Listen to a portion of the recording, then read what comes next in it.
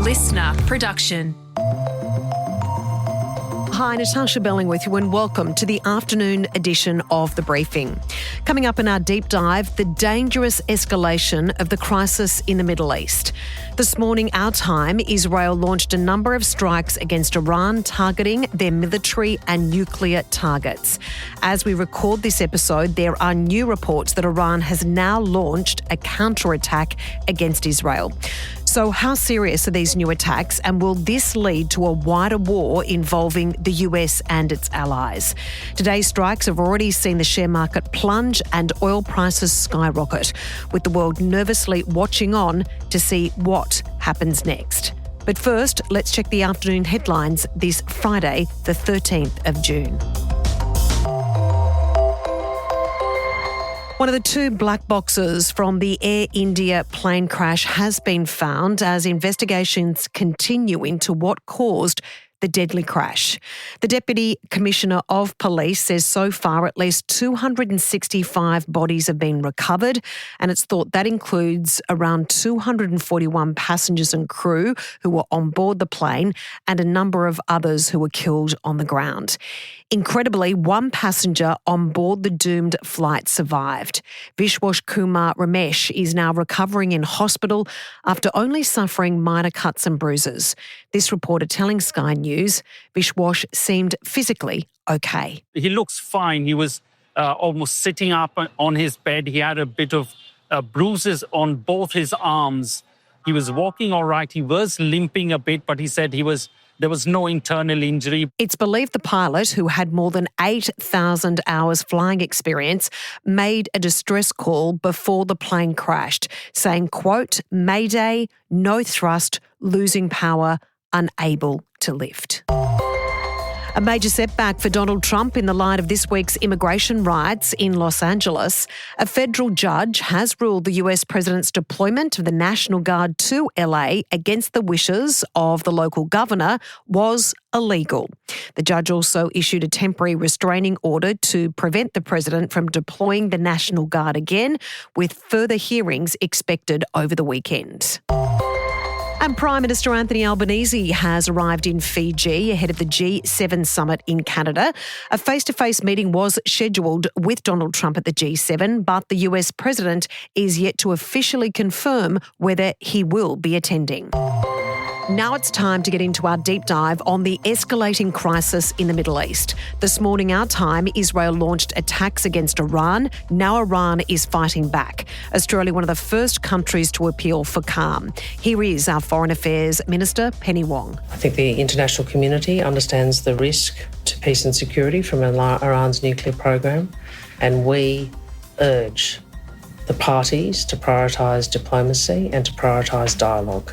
Now, Foreign Affairs expert Dr. Malcolm Davis unpacks this latest escalation for us and why he believes this has the real potential to spark an all-out war.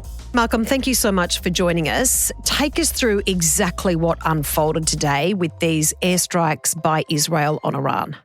Well, essentially about 9:30ish our time here in Australia, we got word through via news sources such as CNN that Israel was launching attacks on Iran, and it was uncertain as to what the nature of the attacks were until shortly thereafter, when confirmation came through that it included attacks on Iran's nuclear facilities. So those Israeli attacks were the start of a strong campaign by the Israelis to attack not only Iran's nuclear facilities, but also its military and political leadership. They've since announced that they have attacked and killed large numbers of Iranian Revolutionary Guard Corps commanders, including the general in charge of the Iranian Revolutionary Guard Corps. And they've obviously been attacking other targets across Iran to prepare the way for further attacks. So a second wave of attacks has gone through to Iran. And now I think everyone is waiting to see how the Iranians retaliate. I think the expectation is that the Iranians will retaliate quite massively. And so it's a question of then is whether the Israelis, potentially with the US assistance, could then defend against a massive Iranian attack. But the key point here is that the Israelis have gone after the Iranian nuclear facilities for very good reason. And that reason being that Israel was, would you say, rightfully concerned that Iran was about to attack Israel in some type of nuclear capacity?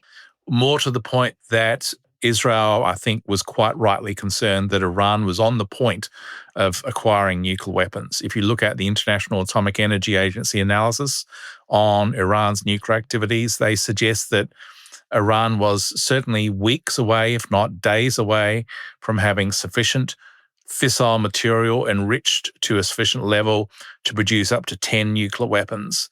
And that those nuclear weapons, once operationally deployed, could then threaten Israel's existence. Now, the Trump administration had been trying to negotiate with the Iranians in a form of nuclear diplomacy that basically would have led to a new nuclear treaty, basically a follow-on from the now failed Joint Comprehensive Plan of Action, or JCPOA. The Iranians refused to accept any agreement that prevented them from enriching uranium, which is the requirement needed to produce nuclear weapons.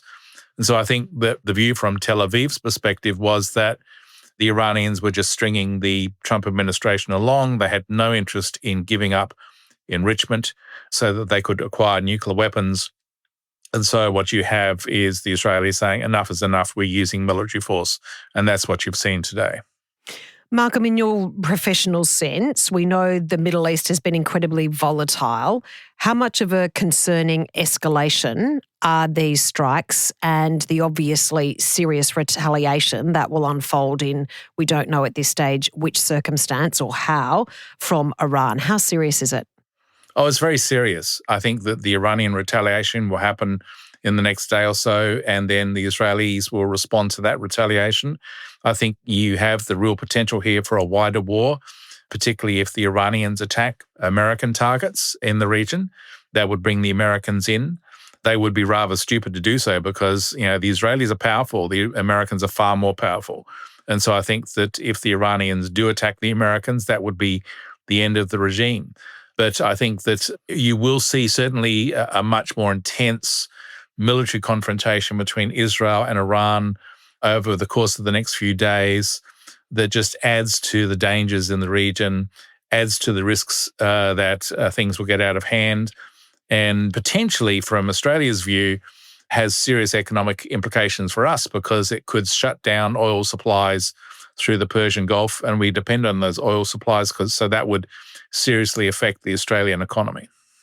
Malcolm, the US was very quick to put out a statement after these new strikes. The Secretary of State, Marco Rubio, releasing a statement saying, quote, Israel had taken unilateral action and warning Iran to not retaliate against the US. Again, I'm quoting, saying, we are not involved in strikes against Iran and our top priority is protecting American forces in the region.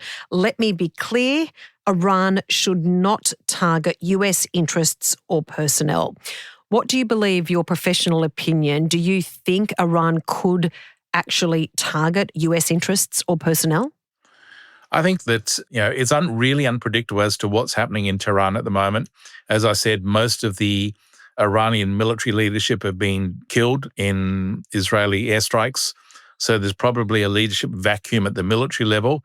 It's uncertain whether any civilian leaders have been attacked, but the absence of credible command and control, the potential for units to go off on their own and do an attack on a US ship at sea or something along the lines of that, could see a spark that ignites a wider war. And so I think that there is a real risk that this could escalate out of control. And I think that we really have to be patient to see what happens in the coming days. How long this lasts is uncertain. But I think one of the interesting discussions that's now occurring amongst Iran watchers is it's not just about, these attacks are not just about going after Iran's nuclear capability. They are about creating the conditions for regime change. And the vast majority of the Iranian people want to see the end of this regime. They want to see a return to democracy. After the Iranian government and the Iranian Revolutionary Guard Corps have brutally put down protests towards democracy in past years, I think the Iranian people are ready for change. So if you did have a situation whereby Iranian military and political leaders, in particular the military leadership of the Iranian Revolutionary Guard Corps, is taken out, which seems to be the case, then maybe it is creating the conditions for a colour revolution and an uprising at a popular level. That could be something that could also prompt what's left of the regime, including the supreme leader, Ayatollah Khamenei, to lash out. And so there's that to consider in terms of Iran's willingness to maybe escalate. And there's also the possibility that Iran controls numerous proxy forces through the region that could create havoc in Iraq and Syria, and also terrorist organizations across the world. So there's ways for the Iranians to retaliate that could escalate this. But I think the most important threat that we've dealt with in these attacks is removing the ability for Iran to get nuclear weapons, because it wouldn't take a great number of nuclear weapons held by Iran to devastate Israel and essentially wipe it out. And I think that's what the Israelis are trying to avoid. Malcolm, in regards to the US right now, all eyes will be focused on the US president, especially in the lead up. The timing of the G7 summit, which is set to take hold over the next couple of days, is not lost on many. In regards to what Donald Trump may do, if this does escalate, if it becomes a wider war, if US assets are attacked by Iran, where does this lead Donald Trump? And I know it's very hard to predict what he may do. What do you think will happen? Well, I think, firstly, if US assets are attacked, then Trump won't be going to the G7. He would be busy back in Washington, D.C., managing any US response to those attacks.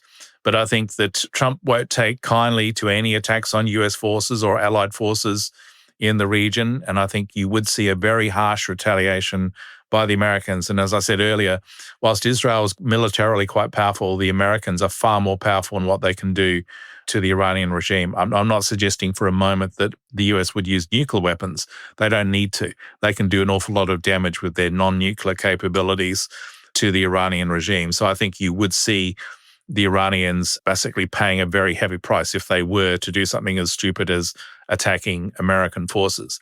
But I go back also to an earlier point that potential loss of control of individual units and the ability for an Iranian force to do something rash, I think could see the war escalate.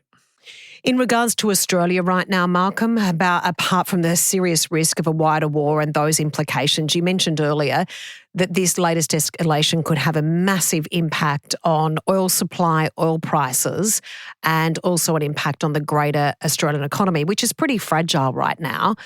Unpack that for us. How do you think that could affect the Australian economy right now? Well, I mean, the reality is that in spite of Australia being very well endowed with natural resources, including oil reserves that are offshore, we still rely on overseas oil because we lack the refining capability in this country to be able to utilize our own oil. So all our oil comes from the Middle East, is refined in Singapore and then sent down by ship to ports in the north. If you have that oil in the Middle East that travels through the Persian Gulf cut off, either because Iran, the war widens to the point whereby it is spreading into Persian Gulf oil fields and Gulf countries, or if Iran, for example, were to, as a deliberate response, shut down the Persian Gulf and the Straits of Hormuz by mining it, then what happens is that the oil supplies dry up. That then means that essentially you can't put petrol in your car because we have the petrol supplies run out after about 60 days. And the impact on the economy is severe. I'm not an economist, so I couldn't get into the actual economic theory, but certainly stock markets would tumble in confidence, and so you would then have potential for rising inflation, increasing costs, and that has then knock-on effects across the economy. So obviously we hope that the Iranians aren't as stupid as to try and close the Persian Gulf. They could try to do that, but then they would have to reckon with the US, because the US would not accept Iran holding the world hostage by denying it access to Persian Gulf oil. Very concerning developments indeed. Thank you so much for your analysis, Malcolm. Much appreciated. My pleasure. That was Dr. Malcolm Davis, defence expert with the Australian Strategic Policy Institute. And that's it for this episode of the afternoon edition of The Briefing. We'll be back tomorrow with the weekend briefing. And on tomorrow's episode, Helen Smith is joined by comedian Ed Gamble. I'd love to be the male Nigella Lawson. I'd just like to be Nigella Lawson, to be honest. She's awesome. Yeah, I mean, if that's in my future, I'm happy to stand in a kitchen and be filmed in soft focus and push some custard around the plate in a sexy way. Yeah. We'd love you to subscribe or follow us on Instagram @The Briefing Podcast. I'm Natarsha Belling. Thanks for your company.